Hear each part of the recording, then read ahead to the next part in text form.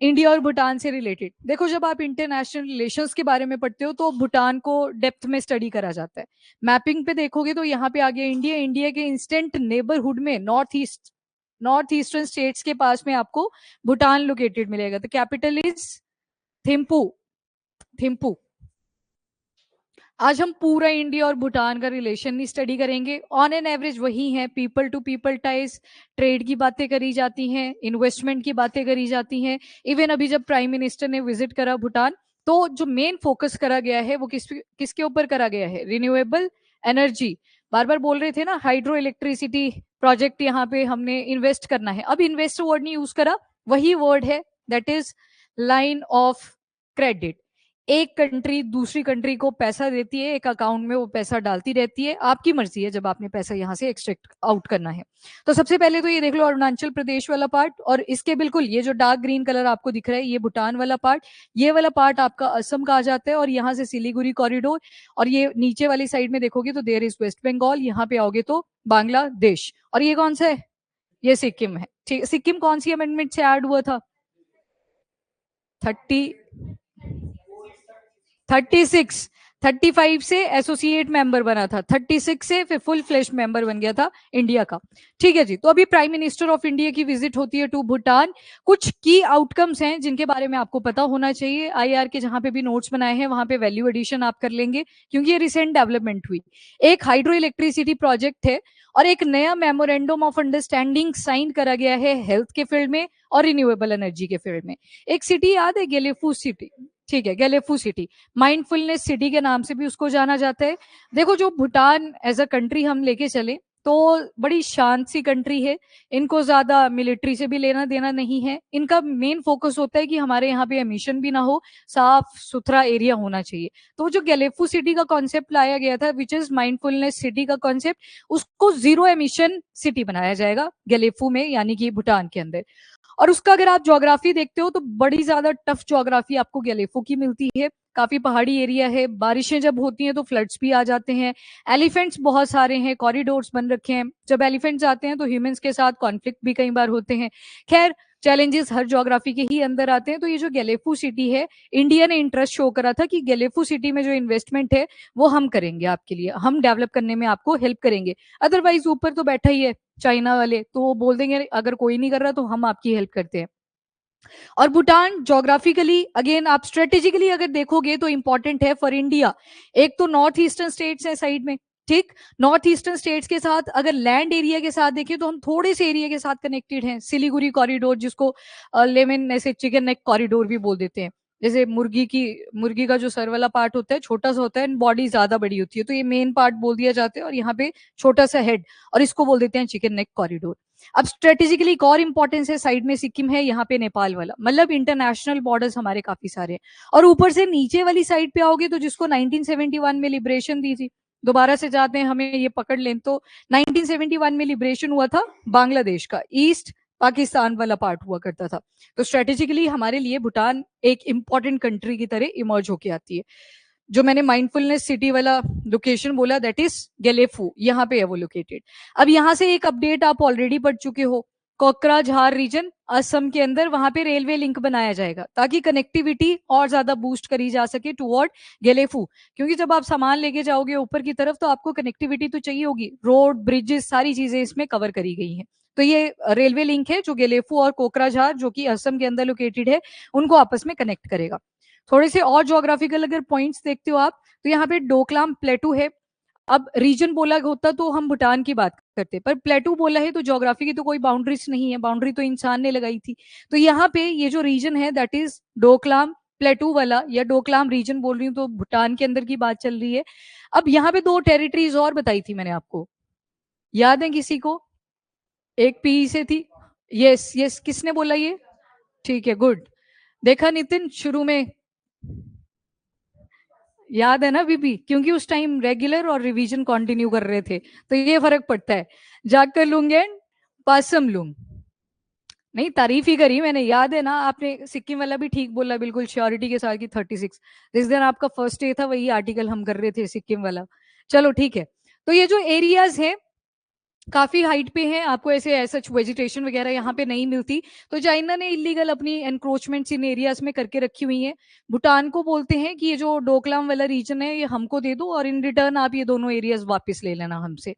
तो भूटान के लिए इंडिया भी इंपॉर्टेंट है, क्योंकि इंडिया के people to people ties, again trade आ गया, सिक्योरिटी हम प्रोवाइड कर देते हैं, इन्वेस्टमेंट प्रोजेक्ट्स हमने भूटान के अंदर चला रखे हैं। तो भूटान को भी पता है कि उनका मॉडल कैसे चलता है इन्वेस्टमेंट वाला। तो वो भी नहीं चाहते कि यहाँ पे इंटरफेरेंस रहे। खैर चाइना बहुत बार ट्राई करता है। तो ये जो डोकलाम रीजन है इसके बदले में ये वाले एरियाज मांग लेता है। तो भूटान ने खैर डिनाई कर दिया है, पर मांगता क्यों है? काफी ज्यादा हाइट के ऊपर ये प्लेटू लोकेटेड है। अगर यहाँ पे बैठ के, मतलब अब एक ऊंची सी बिल्डिंग है, वहां पे कोई आपको शूट करना चाहता है तो उसको सारा दिखेगा ना नीचे क्या चल रही है एक्टिविटीज। तो यहाँ पे आपने एक कॉरिडोर जो पड़ा विच इज सिलीगुड़ी कॉरिडोर, इसके ऊपर जो मूवमेंट चल रही है वो सारी नजर रखी जा सकती है फ्रॉम द डोकलाम प्लेटू। तो इसलिए ये इंपॉर्टेंट हो जाता है फॉर भूटान और इंडिया के लिए भी, और चाइना इसी वजह से इंटरेस्ट शो करता है। और इसके अलावा सिक्किम के आपने यहाँ पे कुछ पासेस पढ़े थे, नक्कू, नथु और जालिब। और नक्कू और इसके बीच में एक और था चोला। तो ये पासिस हैं जो पिलग्रिमेज के पर्पज से इंडिया यूज करता है टुवर्ड तिब्बत, मानसरोवर यात्रा। उत्तराखंड वाला जो टेरेन है ज्यादा टफ है इसके कंपैरिजन में, तो ये वाला रास्ता खैर लंबा पड़ता है पर इसको अडॉप्ट करा जाता है। तो इंडिया के लिए इन शॉर्ट ये डोकलाम प्लेटू वाला जो रीजन है वो इंपॉर्टेंट बन जाता है स्ट्रेटेजिकली। और बाकी आपने कर रखे हैं people to people ties and all, वो सारा यहाँ पे चलेगा। तो नंबर वन की आउटकम्स जो इस बार इंडिया और भूटान की मीटिंग के बाद आउटकम्स निकल के आई हैं उन पे थोड़ा सा फोकस कर लेते हैं। Number one is Punatsangchhu. यहाँ पे एक रिवर भी है, नाम भी यही है रिवर का, और उसी के ऊपर ये हाइड्रो इलेक्ट्रिसिटी प्रोजेक्ट्स भी चलाए गए हैं। अब देखो यहाँ पे लिखा है 2 और नीचे देखोगे तो यहाँ पे 1 लिखा हुआ है। ये जो पुनात सांगचू 1 हाइड्रो इलेक्ट्रिसिटी प्रोजेक्ट है ये पहले से चल रहा है, इंडिया यहाँ पे इन्वेस्टमेंट करता आया है। तो ये तो काम चल ही रहा है। अभी जो बोला है मेमोरेंडम ऑफ अंडरस्टैंडिंग में कि इसको और ज्यादा हम एडवांस बनाएंगे। उसके बाद ये जो पुनात सांगचू 2 हाइड्रो इलेक्ट्रिसिटी पावर प्रोजेक्ट है काफी हाइट पे है, रेजरवॉयर बेस्ड है, ऐसा नहीं है कि फ्लो ऑफ द रिवर पे ही डिपेंड रहेंगे। तो ये जो 2 नंबर पे है ये फ्लैगशिप सिंबल बन चुका है अब इंडिया और भूटान के रिलेशन के, कि 1 वाले को तो इंप्रूव करेंगे ही करेंगे, साथ में ये वाला प्रोजेक्ट भी शुरू कर देंगे। जो पुनात सांगचू 1 हाइड्रो इलेक्ट्रिसिटी प्रोजेक्ट है, यहाँ पे जो जनरेट होगी इलेक्ट्रिसिटी 1200 मेगावाट्स तक की, और ऊपर देखोगे सेकंड वाला तो 1020 मेगावाट्स का, 1200 पहले में और 1020 मेगावाट दूसरे वाले हाइड्रो इलेक्ट्रिसिटी प्रोजेक्ट में। ये बिल्कुल जीरो से शुरू होगा। ये वाला जो है ये चल रखा है ऑलरेडी, इंडिया काफी इन्वेस्टमेंट कर रहा है। लगी ना importance of India to Bhutan, पता है यहाँ से। अब यहाँ पे जो ये रिवर है ना पुनात सांगचू, ये भूटान से ही ओरिजिन करती है। बहुत सी स्ट्रीम्स हैं ऐसी जो तिब्बत वाले एरिया से आती हैं। यहाँ पे देख लो दोबारा से, मैप पे देखोगे तो ऊपर तिब्बत वाला एरिया है, काफी सारी इंपॉर्टेंट रिवर्स हैं, जैसे चैम युंगदुंग ग्लेशियर आपने पढ़ा था तिब्बत में लोकेटेड है। कौन सी रिवर चलती है? ब्रह्मपुत्र। वैसे ही भूटान एज अ टेरिटरी इस एरिया के आसपास से ये पुनात सांगचू रिवर चलती है, और ये लगभग इस तरह से फ्लो करती है और इस तरफ को निकल जाती है, मतलब थोड़ा सा चेंज हो जाता है रूट के अंदर, और फिर फाइनली इंडिया वाले पार्ट में एंटर कर जाती है। और ड्रेन आउट कहाँ पे होता है इसका? जाके बे ऑफ बंगाल के अंदर। तो ये जो पुनात सांगचू रिवर है आपकी, ये असम वाले एरिया से जब जाती है और टुवर्ड डेल्टा, कौन सा डेल्टा आता था? सुंदरबंस। तो यहाँ पे इसका नाम पड़ जाता है संकोश। अब ये संकोश भी डायरेक्टली बे ऑफ बंगाल में नहीं जाता, एक बड़ी रिवर आएगी विच इज ब्रह्मपुत्र रिवर, उसकी ये ट्रिब्यूटरी बन जाती है। तो पुनात सांगचू लेक भूटान में ही ओरिजिन करी, और इंडिया का जो वर्जन है पुनात सांगचू रिवर का, दैट इज संकोश रिवर। और ये संकोश फिर जुड़ जाती है आपके ब्रह्मपुत्र रिवर के ऊपर। तो इस रिवर के ऊपर ये डैम प्रोजेक्ट चले हैं। रिवर का नाम भी वही है, हाइड्रो इलेक्ट्रिसिटी पावर प्रोजेक्ट का नाम भी वही है, पुनात सांगचू। बहुत इंपॉर्टेंट अपडेट है, अगर मेंस में क्वेश्चन आता है तो ये वाला आपको अपडेट ऐड करना पड़ेगा कि रिसेंट डेवलपमेंट क्या क्या करी है इंडिया और भूटान ने इकट्ठे। इसके अलावा एक कल्चरल डिप्लोमेसी इस बार करी गई है। एक लैंड एरिया है जो वाराणसी के अंदर एलोकेट करा जाएगा भूटानीज को, ताकि वहां पे वो अपनी मॉनेस्ट्रीज वगैरह बना सके। तो एक इंपॉर्टेंट कॉन्ट्रीब्यूशन आ जाता है फ्रॉम इंडिया टूवर्ड भूटान। तो यहाँ से कल्चरल टाइज आपको दिखेंगे, स्पिरिचुअलिटी और कल्चरल टाई दोनों ही आ जाएंगे। और एक गेस्ट हाउस भी बोला है कि मॉनेस्ट्री के साइड में गेस्ट हाउस भी बनाए जा सकते हैं, ताकि जब टूरिज्म के पर्पज से आपके लोग यहाँ पे आए तो रहने के लिए भी जगह बनी रहे। देन कनेक्टिविटी एंड ट्रेड, एक जो यहाँ पे अपडेट करी गई है which is about immigration check post at Hatisar and Gelephu. अगर मैप आपने ध्यान से देखा, गेलेफू सिटी ये वाली आ गई, हतीसर वाला एरिया यहाँ पे असम के बिल्कुल बॉर्डर पे ये लोकेटेड है कि जब भी माइग्रेशन होती है फ्रॉम इंडिया टू भूटान या वाइसे वर्सा, तो यहाँ पे चेक पोस्ट हम बनाएंगे ताकि लीगल तरीके से पूरी जो लोग हैं एक दूसरे की कंट्री में आ जा सकें। तो मतलब इमाइग्रेशन चेक पोस्ट यहाँ पे बनाई जाएंगी।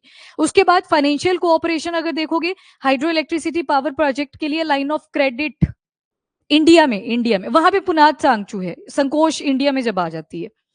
फाइनेंशियल कोऑपरेशन अगर देखेंगे तो लाइन ऑफ क्रेडिट दी गई है 4,000 करोड़ रुपए की। 4,000 करोड़ रुपए यहाँ पे इन्वेस्ट करेंगे। इनडायरेक्टली इन्वेस्टमेंट होती है, मतलब कंट्री खुद निकालती रहेगी वहां से पैसा की अभी हमें जरूरत पड़ रही है। जैसे एक दिन भी पढ़ा था आपने, मंगोलिया को भी दिया था हमने लाइन ऑफ क्रेडिट, वो भी रिलेशन को बूस्ट करने के लिए कि आपको जब पैसा चाहिए होगा यहाँ से एक्सट्रैक्ट आप कर लेना। Line of credit credit card की तरह ये काम करता है। मेमोरेंडम ऑफ अंडरस्टैंडिंग, बाकी रिन्यूएबल एनर्जी कोऑपरेशन उस पर तो फोकस कर रही है क्योंकि जीरो एमिशन कंट्री भूटान खुद को बनाना चाहता है।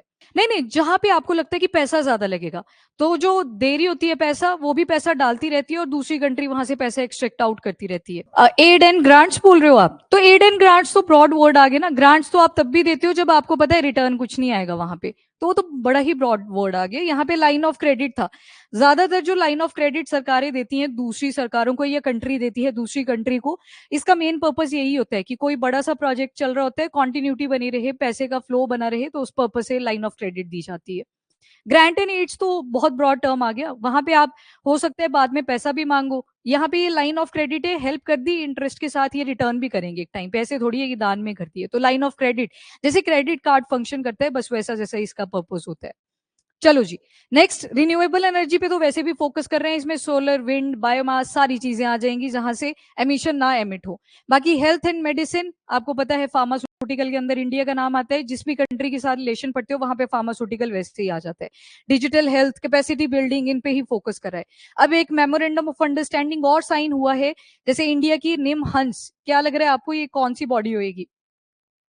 ये मिनिस्ट्री ऑफ हेल्थ की है। एम से यहाँ पे याद रखना मेंटल हेल्थ की बात हुई है, और एनएस से यहाँ पे न्यूरो साइंसेस की बात हुई है, मतलब इंडिया का है ये national institute of mental health and neuro sciences. और पेमा जो है ये वहां पे है, भूटान का सेक्रेटरीट है, हेल्थ सेक्टर के अंडर कवर होता है जहां पे मेंटल हेल्थ और न्यूरो साइंसेस को देखा जाता है। तो इनका भी एक रिसर्च प्रोग्राम कलेक्टिव चलाया जाएगा। तो काफी अपडेटेड रिसेंट डेवलपमेंट्स आपको मिलेंगे with respect to India and Bhutan.